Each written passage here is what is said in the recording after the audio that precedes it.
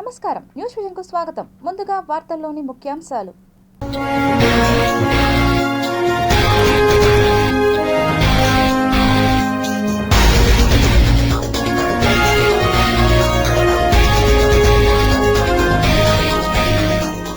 ఫ్రీజర్లా మారిన అమెరికా, మంచులో జారుతూ జూలో జంతువుల ఆటలు. చిరుతల రాకతో భారతదేశం చరిత్రను తిరగరాసింది. ప్రధాని నరేంద్ర మోదీ వెల్లడి. గుర్తింపు కోసం నేను పని చేయను, ప్రజల కోసం మాత్రమే పనిచేస్తా. ఉప ముఖ్యమంత్రి పవన్ కళ్యాణ్ ఉద్ఘాటన. తిరుమల లడ్డూ కల్తీపై జగన్ కీలక వ్యాఖ్యలు. ట్యాంకర్లు ప్రసాదం కోర్టులోకి వెళ్లి ఉంటే ఆధారాలు చూపించాలని డిమాండ్. హాట్ గా టీటీడీ అఫైర్స్ రిపోర్టులను కోర్టుకు అందించిన కీలక దర్యాప్తు సంస్థలు. జలాశయం నిండిన రైతుకు నిరాశే, 1000 టీఎంసీల నీరు వృధా. 196 కోట్లు మంజూరైన ప్రారంభం కాని పనులు.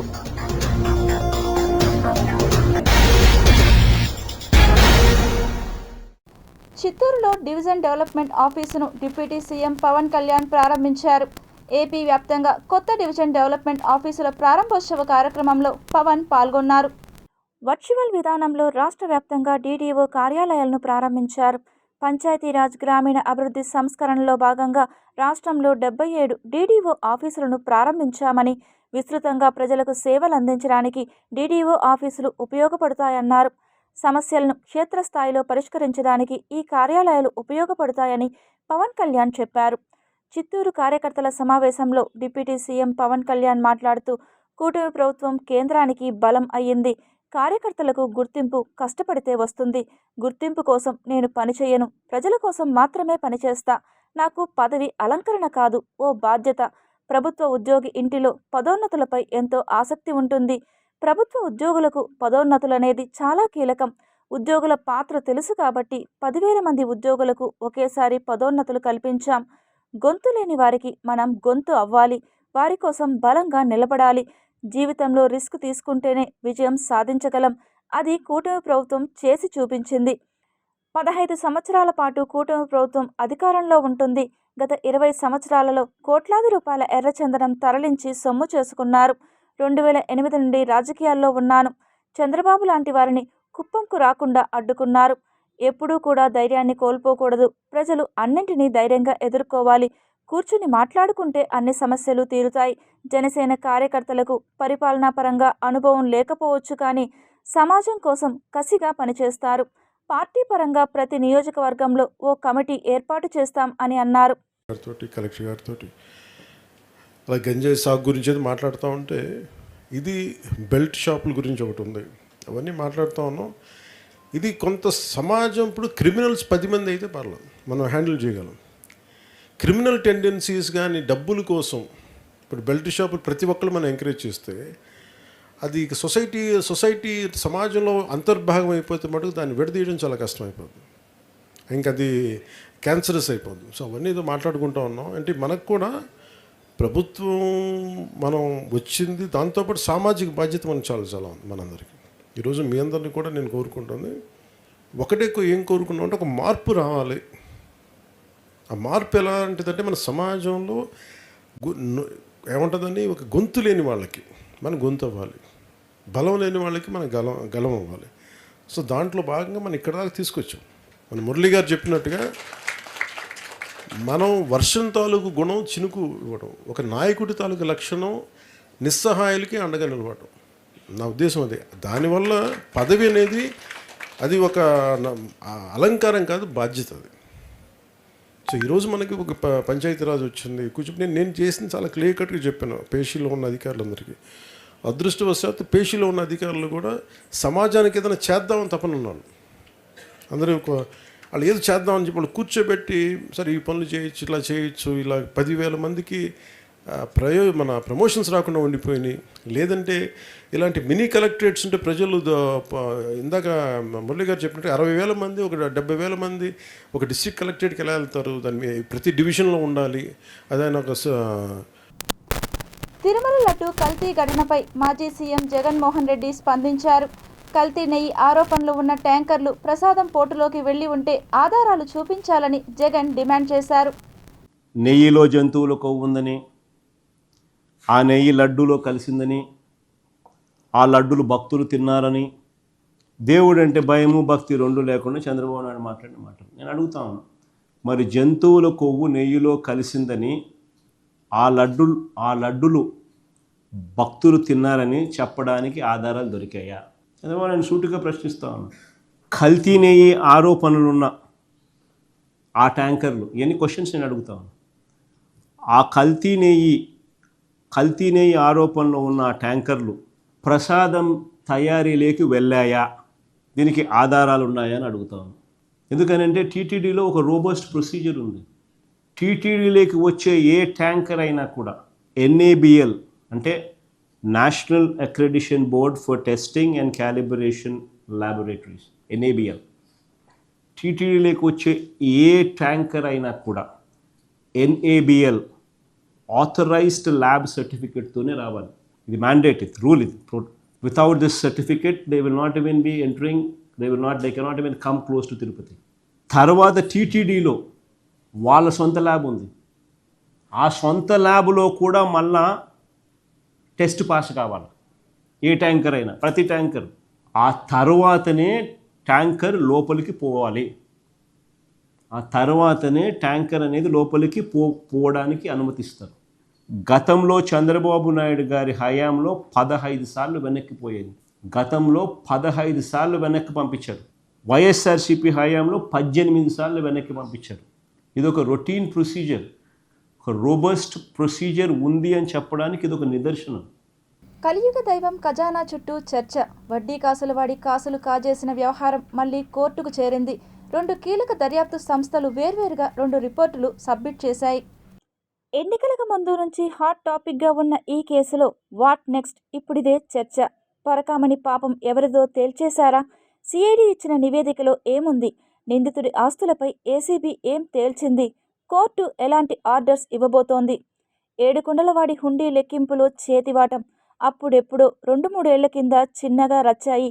ఆ తర్వాత పెద్ద ఇష్యూగా మారి చివరకు సిఐడి దర్యాప్తు జరిగే వరకు నడిచింది. ఏసీబీ కూడా ఎంటర్ అయింది. సిఐడి దర్యాప్తుపై కూడా మధ్యలో స్తబ్దత ఏర్పడితే కోర్టు ఆదేశాలతో విచారణ మళ్లీ స్పీడ్ అందుకుంది. ఆ తర్వాతే కీలక మలుపులు తిరుగుతూ వస్తోంది పరకామణి చోరీ కేసు. వైసీపీ హయాంలో తిరుమల శ్రీవారి పరకామణి చోరీ కేసును రాజీ చేసిన వ్యవహారంపై సిఐడి డీజీ రవిశంకర్ అయ్యన్నార్ ఆధ్వర్యంలో 35 రోజుల పాటు విచారణ సాగింది. ఎట్టకేలకు సిఐడి తన దర్యాప్తు రిపోర్టును ఏపీ హైకోర్టుకు అందజేసింది. మరోవైపు నిందితుడు రవికుమార్ ఆస్తులపై ఏసీబీ అధికారులు సీల్డ్ కవర్లో హైకోర్టుకు నివేదిక ఇచ్చారు. 2 కీలక దర్యాప్తు సంస్థల రిపోర్టులను పరిశీలించాక హైకోర్టు శుక్రవారం విచారణ జరపనుంది. ఆ రోజు కోర్టు ఇచ్చే ఆదేశాలు ఎలా ఉంటాయోనన్న ఉత్కంఠ కొనసాగుతోంది.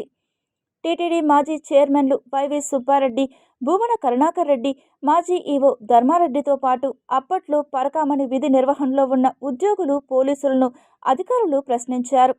2023 ఏప్రిల్ 29న పరకామణి విధుల్లో ఉన్న రవికుమార్ అమెరికన్ డాలర్లను చోరీ చేస్తూ చిక్కినట్లు చెప్తున్నారు. అయితే తొలిసారి దొంగతనం చేశానంటూ రవికుమార్తో క్షమాపణ చెప్పించి ప్రభుత్వ లెక్కల ప్రకారం అప్పట్లో 14,43,00,000 విలువైన రవికుమార్ ఆస్తులను టీటీడీకి గిఫ్ట్గా రాయించారు. 2023 జూన్ 19న తీర్మానం చేసి ఆ తర్వాత 3 నెలలకే కేసును రాజీ కుదిర్చారు. చోరీ కేసును ప్రైవేటులో రాజీ చేయడమేంటంటూ అప్పటి నుంచి రచ్చ నడుస్తోంది.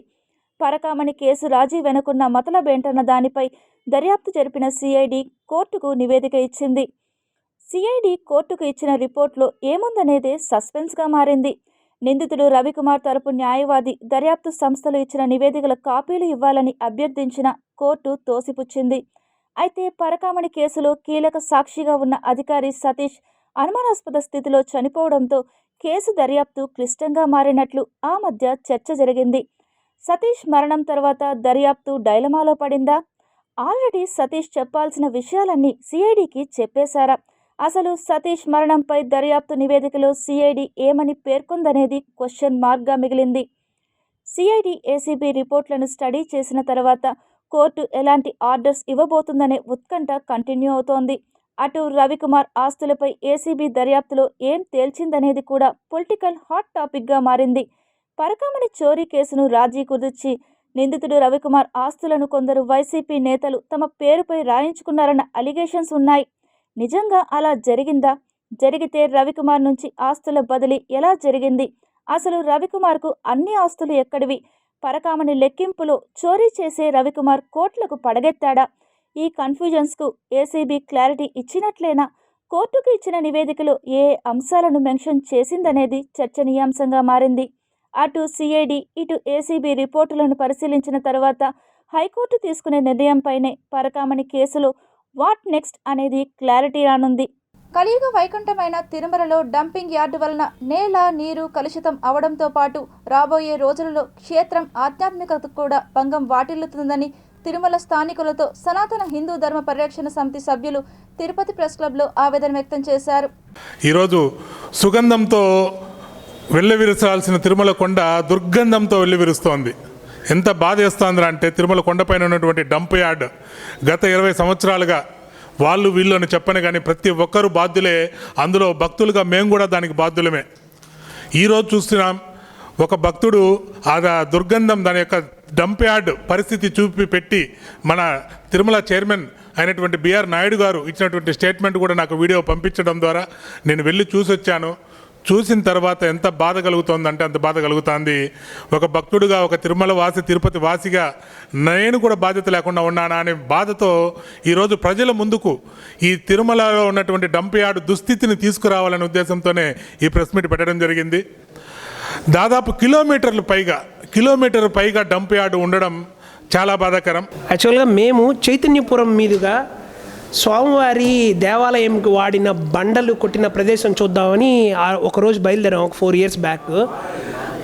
ఎక్కడ ఏమి అని వెతుక్కుంటూ వచ్చే క్రమంలో ఈ కాలువ ఏదైతే పెద్ద వర్షపాతం, కోవిడ్ వల్ల పెద్ద వర్షపాతం ఏదైతే నమోదైందో ఆ రోజు ఆ డంపును చూడడం మొదలైంది. మేము దాదాపు చైతన్యపురం నుంచి మంగళం వరకు అదే దారిలో నడుచుకుంటూ వచ్చాం.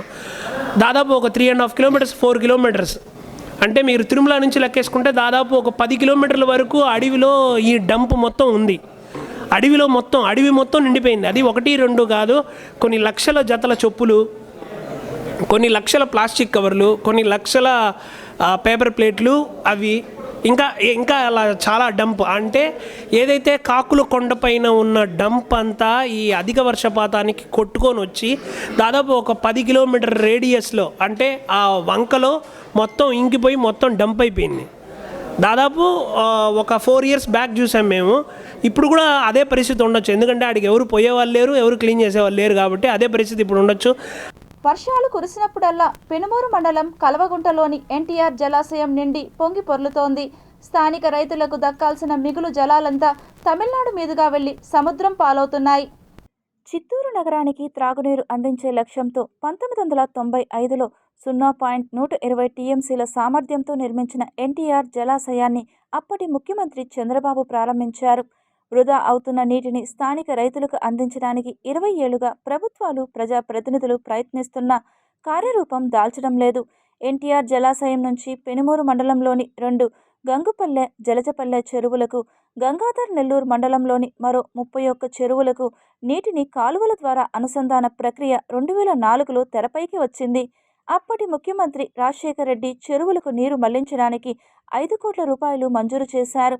కానీ పనులు మాత్రం ప్రారంభం కాలేదు.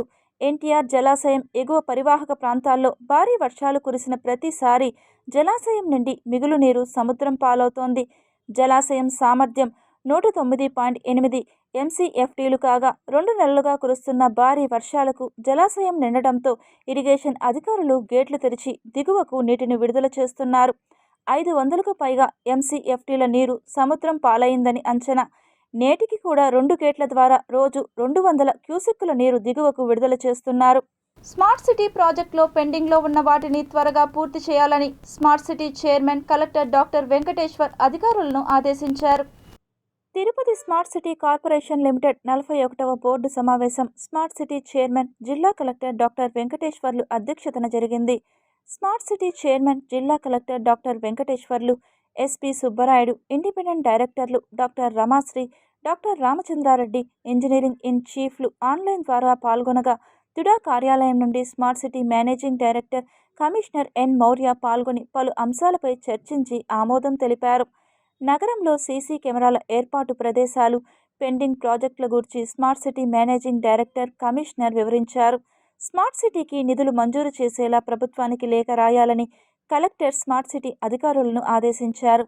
ఇంటిగ్రేటెడ్ కమాండ్ కంట్రోల్ సెంటర్ ప్రాజెక్టులో నగరంలో సీసీ కెమెరాల ఏర్పాటు చేసే ప్రదేశాలను తనిఖీ చేయాలని నిర్ణయించారు. స్మార్ట్ సిటీలో పెండింగ్లో ఉన్న ప్రాజెక్టులను త్వరగా పూర్తి చేసేలా నిర్ణయం తీసుకున్నారు. ఈ సమావేశంలో smart city general manager Chandramouli, superintendent engineer Shyam Sundar, EE Ravi, డిఈలు మధు, ప్రసాద్ తదితరులు పాల్గొన్నారు. తిరుమల తిరుపతి దేవస్థానంలో రెగ్యులర్ ఉద్యోగస్తుల సంఖ్య పదవీ విరమణతో రోజురోజుకి గణనీయంగా తగ్గిపోవడం, నూతన ఉద్యోగ నియామకాలపై టీటీడీ బోర్డు, ఈవోలు దృష్టి సారించకపోవడమే అవినీతికి మూల కారణమని బీజేపీ సీనియర్ నేత నవీన్ కుమార్ రెడ్డి తెలియజేశారు. టీటీడీలో అధికారుల లోటు అనేది స్పష్టంగా కనబడుతుందండి. టీటీడీలో పదవీ విరమణ చేసేసి వెళ్ళిపోతున్నారు.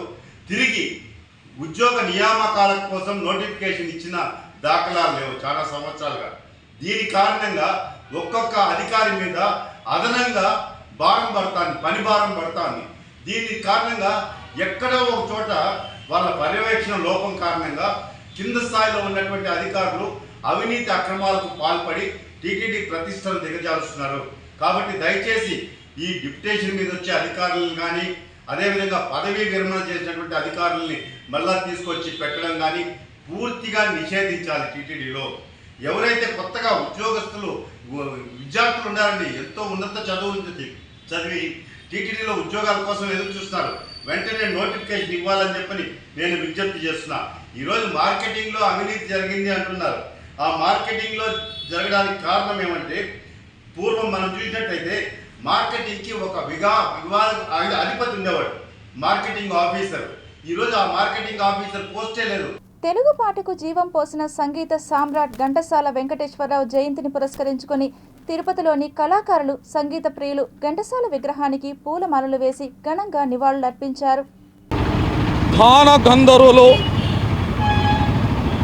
ఘంటసాల గారి 103వ జయంతి సందర్భంగా రాయలసీమ రంగస్థలి కళాకారులు, ఘంటసాల గారి అభిమానులు అందరూ కలిసి ఈరోజు ఉదయమే స్థానిక వీయుమల్ కూడల్లోని ఘంటసాల గారి విగ్రహానికి శుద్ధి చేసి పుష్పాలంకరణ చేసి ఘన నివాళి అర్పించాము. ఈరోజు పుష్పాభిషేకం చేశాము ఘంటసాల గారికి. దానిలో భాగంగానే ఈరోజు ఘంటసాల అభిమానులు అందరూ ఇచ్చేశారు. దానిలో డాక్టర్ కస్బా పద్మనాభం గారిని ఈరోజు సన్మానించుకొని ఘంటసాల గారి పురస్కారాన్ని అందజేశాము, మెమోంటో అని. ముఖ్యంగా తిరుపతిలో ప్రతి ఒక్కరూ ఘంటసాల గారి విగ్రహాన్ని ఉదయమే చూసే ప్రతి దినచర్య చేస్తున్నారు. అలాంటి మహానుభావుడు మన ఘంటసాల గారు. తిరుపతి రుయా హాస్పిటల్లో అరుదైన శస్త్రచికిత్సను నిర్వహించినట్లు వైద్యులు తెలిపారు.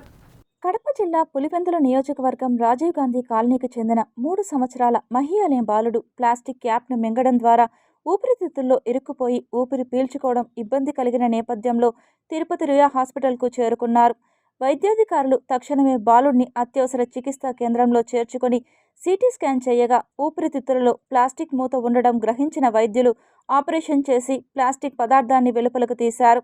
ఈ సందర్భంగా డాక్టర్లు మాట్లాడుతూ, ఎంత క్లిష్టమైన పరిస్థితుల్లో ప్రభుత్వ హాస్పిటల్కు వచ్చినా తాము ఎప్పుడూ అందుబాటులో ఉండి ప్రజలకు సేవ చేసేందుకు అహర్నిశలు శ్రమిస్తామని చెప్పుకొచ్చారు. ఆ తర్వాత పిల్లవాడిని మనం ఎమర్జెన్సీగా ఆపరేషన్ థియేటర్కి తీసుకువెళ్ళి మత్తు డాక్టర్ల సహాయంతో మనం చాలా మధ్యలో ఆక్సిజన్ సాచురేషన్స్ అవి పడిపోతున్నా కూడా చాకచక్యంగా మనం రిజిడ్ బ్రాంకోస్కోపీ అనే పరికరం ఉపయోగించి దాన్ని జాగ్రత్తగా తీయడం జరిగింది. తీసిన తర్వాత పిల్లవాడు సిమ్టమాటిక్గా కొంచెం తేరుకున్నాడు. ఆ తర్వాత 24 గంటల సేపు మనం ఐసీయూలో అబ్జర్వేషన్లో ఉంచి తర్వాత పిల్లవాడిని వార్డుకి మార్చాం. ఇప్పుడు పిల్లవాడు ఆరోగ్యకరంగా ఉన్నాడు. సో తన పరిస్థితి అంతా మెరుగుపడడం చేత మనం ఇప్పుడు డిశ్చార్జ్ చేస్తున్నాం. భవిష్యత్తులో ఇటువంటి ఫారిన్ బాడీస్ మనకు ఊపిరితిత్తుల్లో తగులుకున్న వాళ్ళు తప్పకుండా రోయల్ హాస్పిటల్లో మీరు వచ్చినట్టయితే మా సాయం ఎల్లవేళలా ఉంటుంది.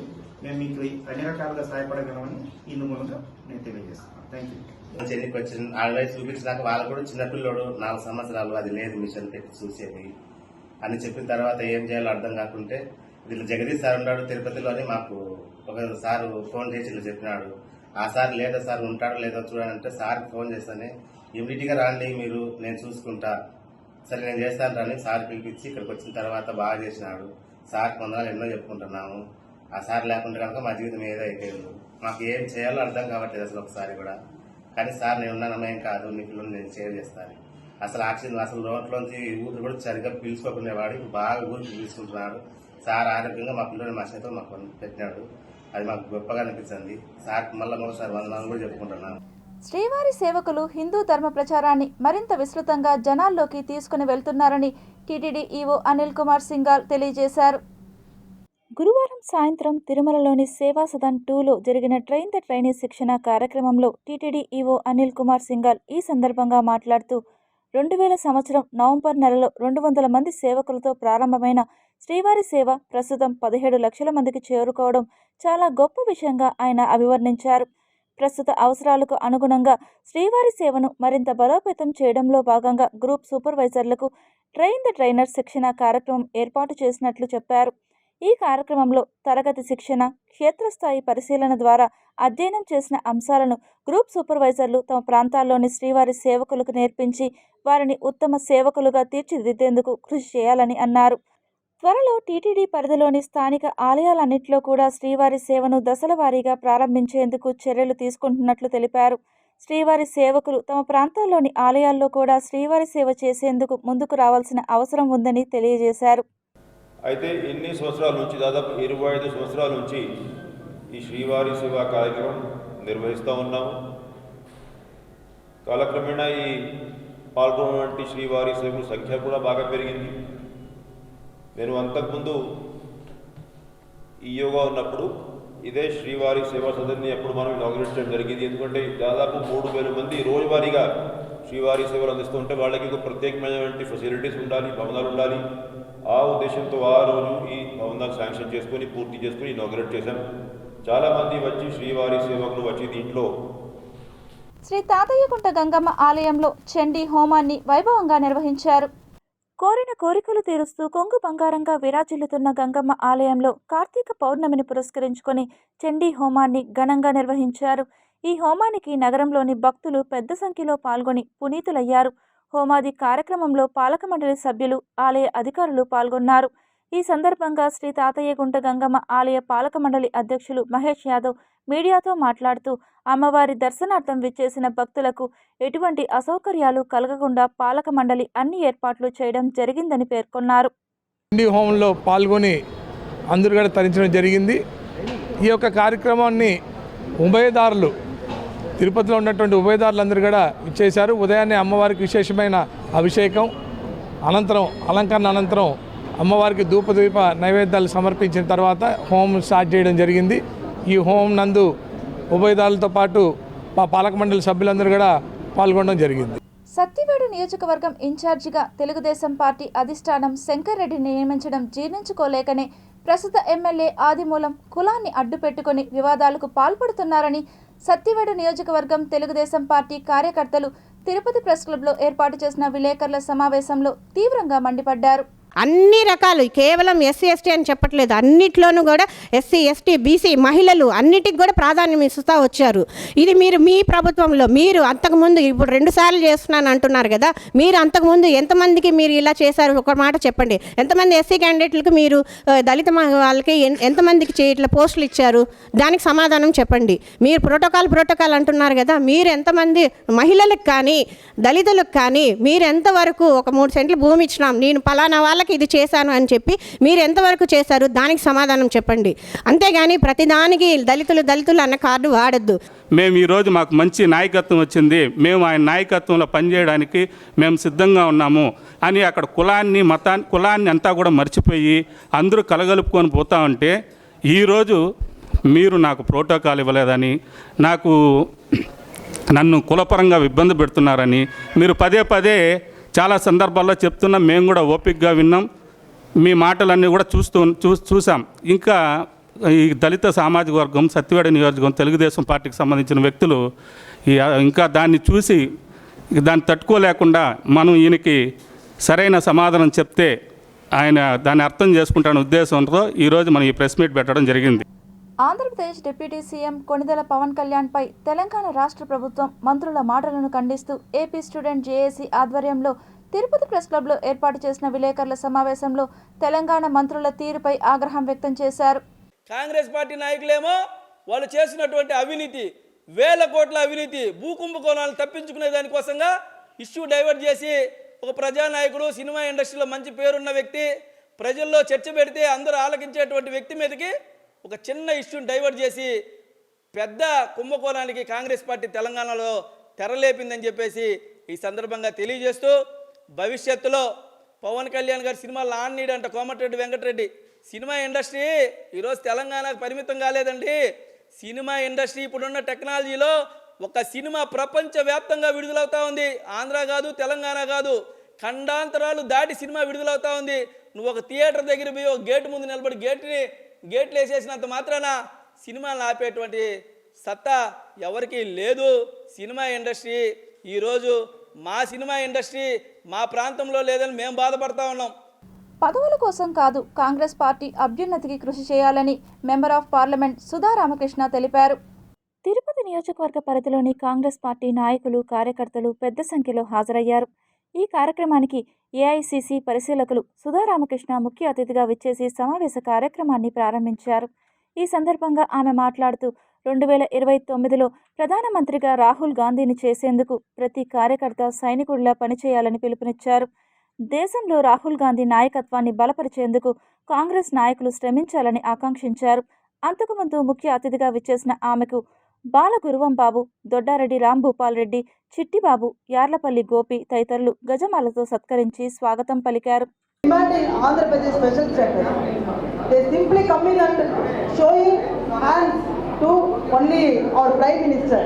So many discussion is going, but Andhra Pradesh MPs are, particularly TDP MPs are keeping quiet. They are not raising any voice for the Andhra Pradesh people. Whatever Sir said, during Congress regime, we developed a lot in Andhra Pradesh. We developed everything, education, economy, employment, agriculture, everything. This Tirupati land is a precious land. Punya Bhumi this is. Tirupati is a Punya Bhumi. When our houses were raided by so many people, when the division of Andhra Pradesh was taking place, after passing the act in parliament, there was a chaos in Andhra Pradesh. Nobody in Tirupati was there. Other side, my friend, Reddy was there, the Chief Minister, Kiran Kumar Reddy, last days of Kiran Kumar Reddy. కేంద్ర ప్రభుత్వం అవలంబిస్తున్న విధానాలకు ధీటుగా భారత రాజ్యాంగాన్ని రక్షించుకుందాం, అంబేద్కర్ ఆశయాలను కొనసాగిద్దాం అనే నినాదంతో జనవరి 26న రిపబ్లిక్ డే రోజు రాష్ట్ర గవర్నర్ను కలిసి ఫిర్యాదు చేయనున్నామని దళిత బహుజన పార్టీ నాయకులు తిరుపతి ప్రెస్ క్లబ్ వేదికగా తెలియజేశారు. దళితుల మీద హత్యలు, అత్యాచారాలు జరుగుతుంటే మరి ముఖ్యమంత్రి బాధ్యత ఉండాలి కదండి. మీరు ఆంధ్రప్రదేశ్ ఆస్తి మీది రాదు, you are only attorney general of the Andhra Pradesh. అంటే ఏంటి, ఈ రాష్ట్ర సంబంధించిన మీరు పర్యవేక్షకులు మాత్రమే, అంతే తప్ప ఈ రాష్ట్రం ప్రజలు, ఈ రాష్ట్రంలో ఉన్న ప్రభుత్వ ఆస్తులు మీ సొంత ఆస్తులు కాదు అనేది మా అభిప్రాయం. ఇది వాస్తవం కూడా.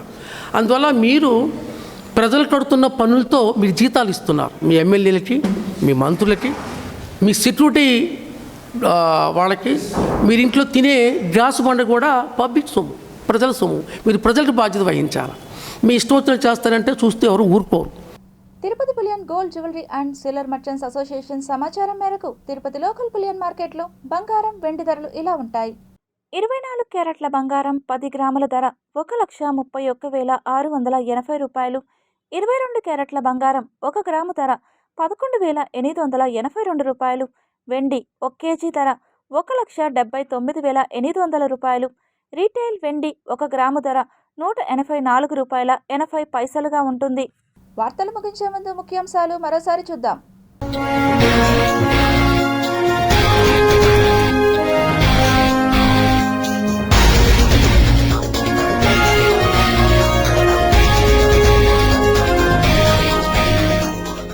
ఫ్రీజర్లా మారిన అమెరికా, మంచులో జారుతూ జూలో జంతువుల ఆటలు. చిరుతల రాకతో భారతదేశం చరిత్రను తిరగరాసింది. ప్రధాని నరేంద్ర మోదీ వెల్లడి. గుర్తింపు కోసం నేను పని చేయను, ప్రజల కోసం మాత్రమే పనిచేస్తా. ఉప ముఖ్యమంత్రి పవన్ కళ్యాణ్ ఉద్ఘాటన. తిరుమల లడ్డూ కల్తీపై జగన్ కీలక వ్యాఖ్యలు. ట్యాంకర్లు ప్రసాదం కోర్టులోకి వెళ్లి ఉంటే ఆధారాలు చూపించాలని డిమాండ్. హాట్ గా టీటీడీ అఫైర్స్. రిపోర్టులను కోర్టుకు అందించిన కీలక దర్యాప్తు సంస్థలు. జలాశయం నిండిన రైతుకు నిరాశే. 1000 టీఎంసీల నీరు వృధా. 196 కోట్లు మంజూరైన ప్రారంభం కాని పనులు.